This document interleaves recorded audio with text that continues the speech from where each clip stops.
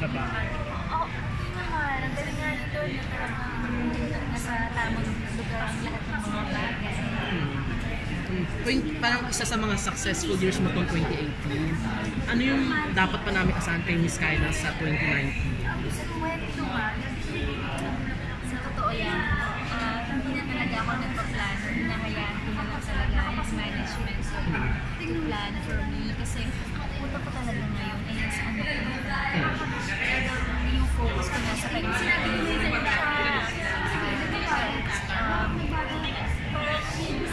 Tinutulungan ko siya hanapin kung saan ba yung passion niya. Nandun kami sa stage na ngayon. Siyempre, yung concerts and mga events, nandun naman yan parati. Abangan nila yun. At saka every year parang may mga teleserye team song kang ginagawa on the House of Love, Telemetro, then this year is yung Since I Found You, diba? Yes, Since I Found You. And ano yung, may pagdating ka ba sa pagkanta ng Santeria team song, may nagiging picky ka ba for teleserye na kantahin mo yung team song na? Hindi ako picky eh.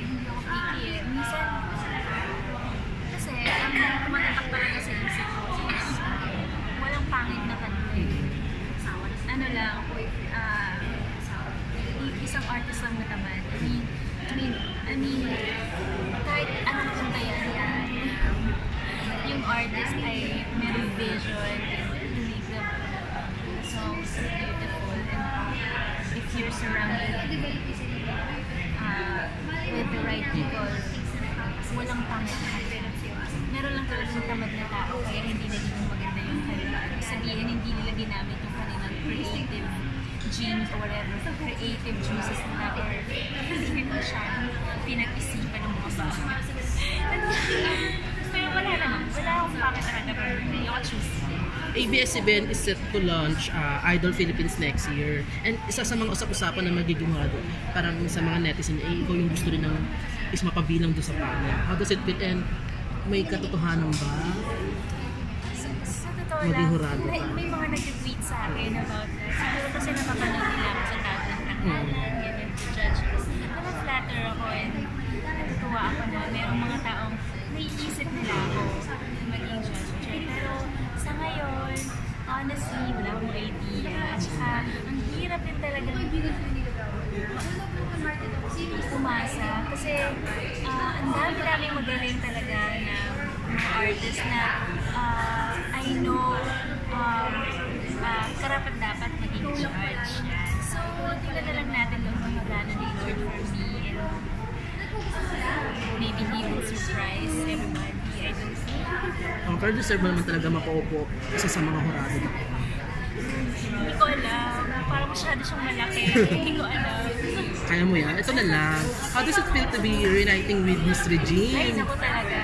Isa talaga ako sa mga nagpunyagi. Nag-iban ako. Yes, nagsaya.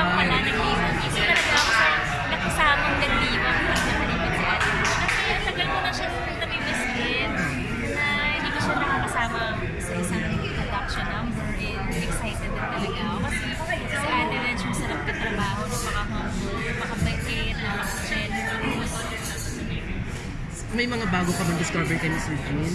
Since ilang taon din kayo hindi nagkasama sa isang programa. Hindi ko pa siya hindi nakakausap since malipat siya. Pero nag-text ako sa kanya, Ate, I'm so happy, dito ka na, kasama na ka ulit, congrats, gano'n pa lang, hindi pa kami talaga nakapag-usap. Kasi yung time na nakalipat si Ate, parang nakapahinga. Ano reaction mo dun sa pagre-reformat ng ASA?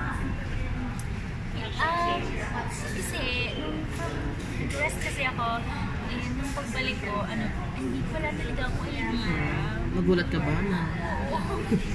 Hindi ko talaga alam. Wala akong sobrang clueless about. So, nakikita ko talaga one Sunday na lang. Nag-text ako sa handler. Kasi wala akong asap this week. Hindi niya pa kasi ako binalitaan. Kasi ayaw rin niya kung balitaan ng anything na ika-shock ko. Kasi galing ako sa pahinga ganyan. Tsaka pa lang siya nagkwento na nag-reformat na, ganyan, maraming na bago. Okay lang naman yun, I think it's a good idea kasi parang mas para, ano tawag doon? Para umikat din yung mga ibang artists as mas longer yung exposure na every time na I would appear on TV or kung isang artist would appear on TV, it would be more relevant kasi parang mas may isa-isa yung production, hindi yung parang ang dami-dami nyo or So, parang hindi din manawa yung mga tao na every week. yeah, and so also maganda, it's a blessing and nakakalungkot, but it's also a blessing at the same time. At least meron ka rin so on the bright side, on the good side, you know, makakarakat ka, gano'n, pwede kang show, ganyan. So, ito na lang para masaya. Ano yung Christmas plan ninyo ng pamilya niyo? Christmas plan, traditional, yung mag-gather yung buong pamilya. Yun parati na ginagawa namin, salo-salo. New Year ang plano namin, after Christmas. So, invite na lang everyone to watch Boys to Men with Divas. Yes, iniimbitahan ko po lahat ng pamilya. Sana po masuportahan niyo kami at makapag-improve yung concert namin, Boys to Men with Divas. Live in Manila sa Araneta Coliseum po yan, December 15. Yung tickets po ay available na. Pwede na po kayong makabili sa just call 911-5555 or log on to ticketnet.com.ph. Thank you, supporters of music and Logos Live.